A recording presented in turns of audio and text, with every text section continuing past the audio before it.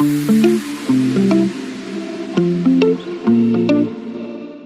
back, Andre's Mind. I'm glad you guys are tuning in and enjoying the show. I enjoy making the show. Today, we're going to talk about, oh my God, the fundamental landscape. Some crazy shit's happening in the markets, um, as far as with banks. And we're going to see where this next couple of years takes us. And it may not even be a couple of years. I also want to talk about the importance of self and even the ego and sports. Yeah, there's nothing really on my mind about sports today, but what's on my mind is really the state of the financial fucking world and uh, w- what are we going to be doing in the next couple of years? And I'm not saying it's going to be scary times, but we're going to change. And I don't necessarily know if it's going to be crypto, but cheers. I got my coffee. We're going to chat. So I am not a fundamental trader. I say that all the time. I always monitor the news, but it does not factor into my decision making. The only thing that may factor into my decision making is interest rate differentials. Now, Bank of America stock fell 7%. And it's not the fact that the stock fell. The stock's going to go up, the stock's going to go down, right? It's the nature of the business. But the reason why Bank of America is having a hard time was one, they did the right thing and lowered fees. Overdraft fees went from 35 to $10. I could have used that shit back in the day. Um, and they're saying it's because the high interest rates are hurting them. And this piggies back off what I'm talking about with the Fed. The Fed is doing a crap job of managing their business. Let's face it, we are their business. They are in the people business. I think I think greed is getting in the way of the Fed doing their job because I mean, one of the things you got to ask yourself is who's the Fed serve? I'll drink to that. So I'm not saying this is going to be doom and gloom. Nobody knows. But what I'm saying is the same patterns that have played out over the history of society are playing out again. Banks having a hard time, but banks are having a hard time because Main Street's having a hard time, right? When Main Street has a hard time, banks go to Wall Street. Where does Wall Street go? They go to the fucking Fed. But again, the Fed needs to be responsible. If you don't want to bail out all these banks, then lower interest rates. Like I get it that money's going to flow out of America. It probably needs to. And where will it flow to? It's going to flow into the Europe and Asian markets, right? It's probably even going to flow to South American markets because um, I can't think of the country. Wow. That's projected to be the next Singapore. Is it this? No, it's not because I can't think of the country name, but they're projected out to be the next Singapore. They're building out the infrastructure, looking for young up and coming talent as well to be leaders in their country. And that's what it's about. They're adopting crypto as a means of payment in their economy too. So the fact that Bank of America is dealing with this right now, and you may be thinking, oh, it's an American problem. You don't get it. Banks invest overseas, right? A lot of the banks hold assets. The banks have assets. Banks aren't just cash. Banks own cars. Banks owns homes. Banks own businesses. A bank has its own portfolio, but if everyone's struggling, if no one can pay the bank can't pay anything else out, right? Because the bank is using our money. The one thing that I heard in 2008 that was horrible, it didn't affect me because I didn't have any money in 2008, was the fact that people who had money, who had half a million, 1.2, 3 million sitting in the bank, could not access their funds until the bailout. I don't want to see that happen again. I don't, I, to anybody, the poorest of the poor, the richest of the rich. I don't want it to happen to anybody. But again, I can't save the world. I can save the people who I help, right? If they help themselves. But crash course, it's coming. And again, I'm not an economist. I didn't go to school for this. I'm a realist. I use my logic. I don't need a degree in economics to know what the fuck's going to happen if nothing changes. And right now is probably the worst time to buy real estate because you're going to be buying at the peak of the market. And if the Fed decides to print more money, guess what? Everything is going to go back up again. It's just going to be the same shit over and over again. And then at that point, what are the people going to do? People are already stretched thin. I know people working 2 or 3 jobs. What the hell are they going to do? The answer is I don't know. There needs to be a ceiling for these interest rates. There needs to be a ceiling on these rates. There needs to be some responsibility for all of this because, man, it could be worse than 2008. Let's transition over. Let's talk about personal development. And specifically, it's super important for you as a human to get to know who you are. And there's so many tools. There's human design. For me, it's been the best. It's been the game changer.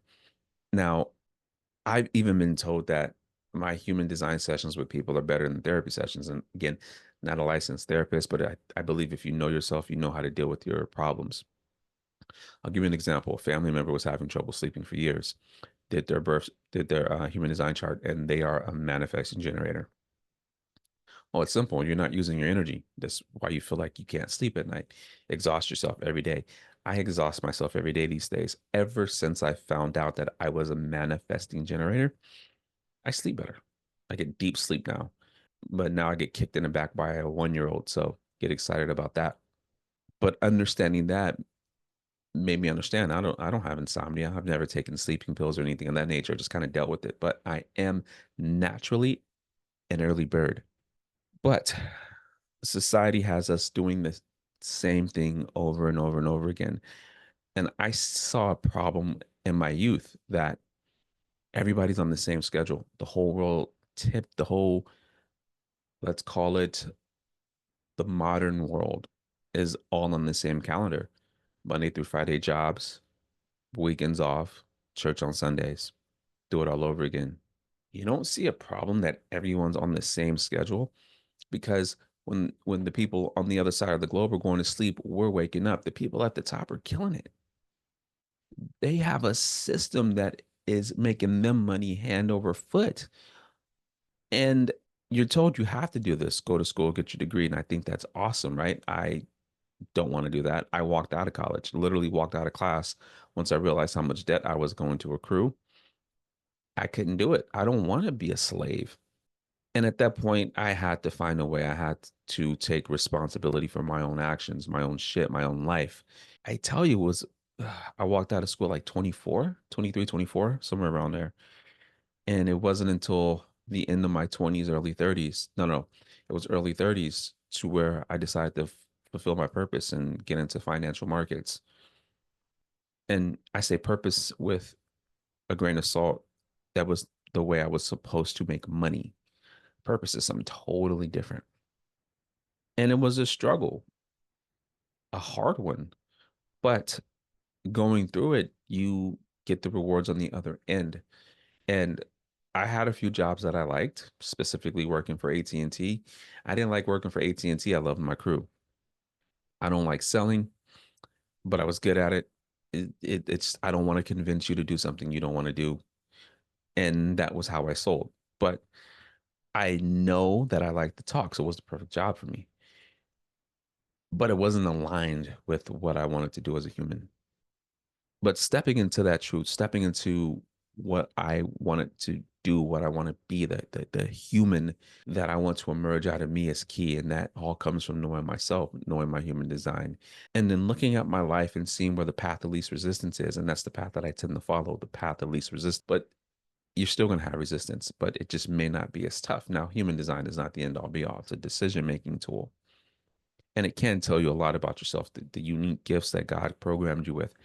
Amazing. And I do believe that everyone should know the human design regardless of what they believe, because whether you like it or not, we are a product of the creator, right? We are a product of the stars, but it's downplayed. It's severely downplayed because whoever is pushing the agendas does not want you to know who you really are. That we're powerful beyond measure. So it's important because let's say you get into trading and you don't know who you are. And now you figure out, oh, I am not aligned to be a trader. I'm aligned to be something else, something totally different other than a trader. There's no shame in making that jump because it's aligned with who you are. And I know I know that in my human design, I have the gates, the gate of the game player, the gate of the fighter. I take a risk for a living. This is what I do. And I have the power to choose. It could be anything else. Gambler, I wouldn't be a gambler. I was actually good at blackjack, but I don't like sitting in casinos. I yeah, no. Anywho, um, that's what it's about, the knowledge of self. And I found that even the knowledge of self, human design can help you become a way better trader than you ever thought possible because generator, short-term trader, because you want that short-term satisfaction. You need that instant hit, that dopamine. Cool. Scalp, day trade, manifesting generator, do everything. I do everything. Projector.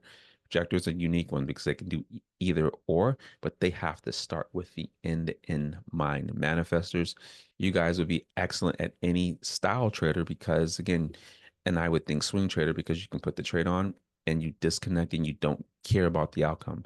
That is the beauty of a manifest. And I think that's the beauty of me being a hybrid between the two energy types is I don't care, right? But the aura of the manifester is I don't give a shit. My daughter's a manifester. Boy, she don't give a shit. She's hardcore, but again, it's a good thing to watch because whatever it is that she chooses to do and she starts to figure out that she can initiate it, the world's hers. And also just to satisfy the inner you, right? Bring out what's really in there. It's a lifelong journey.